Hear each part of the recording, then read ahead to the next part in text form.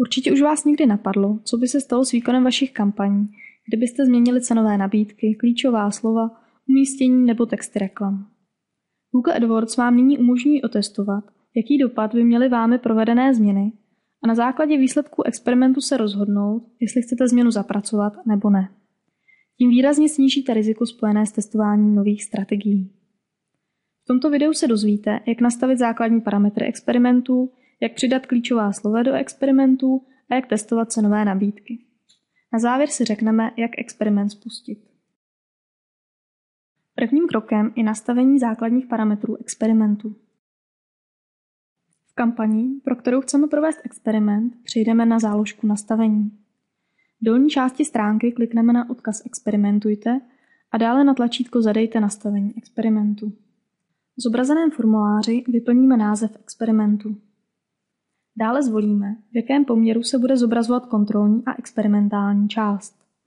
Pokud tedy vybereme například možnost 50/50, znamená to, že bude do aukcí vstupovat z 50% původní nastavení neboli kontrolní část a z 50% nastavení testované v experimentech. Pokud tedy budeme testovat například cenové nabídky, zobrazí se z 50% reklama s původní cenovou nabídkou a z 50% reklama se zvýšenou nebo sníženou cenovou nabídkou.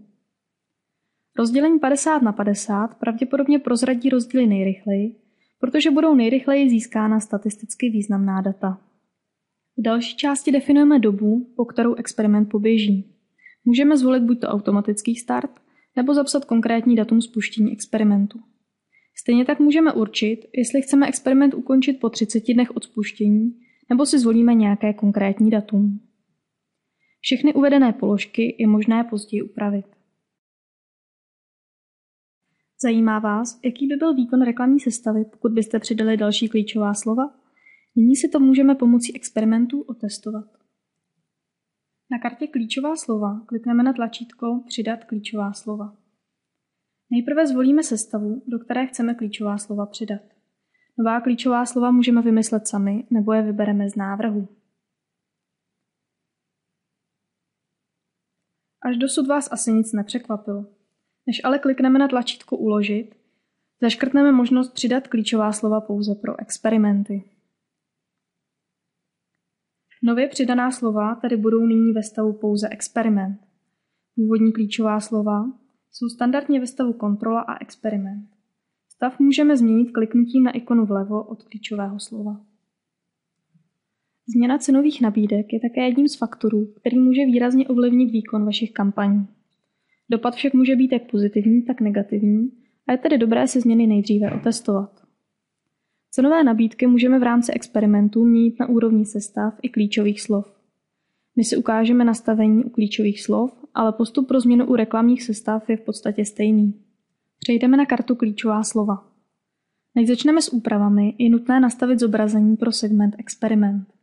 To provedeme tak, že v horní liště klikneme na tlačítko označené Segment a zvolíme segment Experimentujte. Jednotlivá klíčová slova máme ve stavu Kontrola a Experiment. Tím dosáhneme toho, že klíčové slovo bude vstupovat do aukce s původní a upravenou cenovou nabídkou v poměru, který jsme stanovili v nastavení parametrů kampaně. Chceme-li změnit cenovou nabídku pouze u jednoho slova, klikneme na cenu ve sloupci maximální CPC na řádku Experimentujte.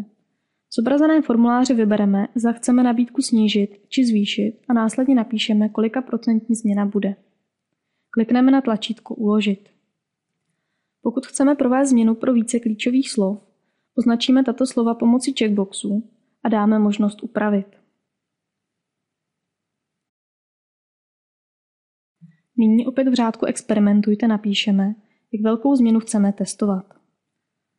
Pokud chceme stejnou změnu pro všechna zvolená klíčová slova, klikneme na tlačítko Skopírovat do všech řádků.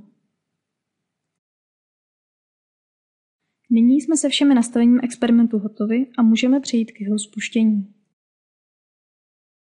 Opět se vrátíme na kartu Nastavení. Experiment spustíme stisknutím tlačítka Zahájit realizaci experimentu.